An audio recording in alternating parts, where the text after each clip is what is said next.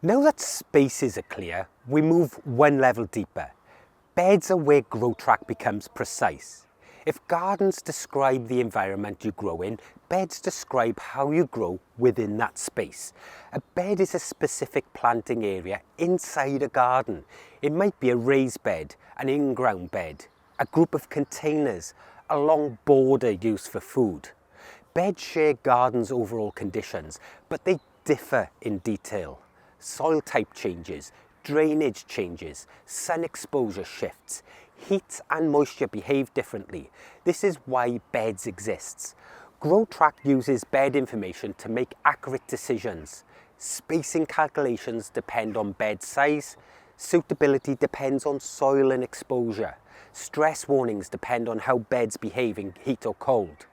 Two beds in the same garden can produce very different results. Beds capture those differences. It is important to treat beds as real spaces, not labels. Avoid rounding sizes up. Avoid guessing soil type. Avoid every bed as identical. Beds work best when they reflect reality. That said, beds are flexible. You're not expected to get everything perfect on day one. Beds can be edited. Details can be refined. GrowTrack adapts as your understanding improves. Beds do not grow crops by themselves. Beds hold plantings, and plantings activate timelines, tasks and alerts. Think of beds as the stage, not the performance. Once beds are defined correctly, planting decisions become easier and more reliable.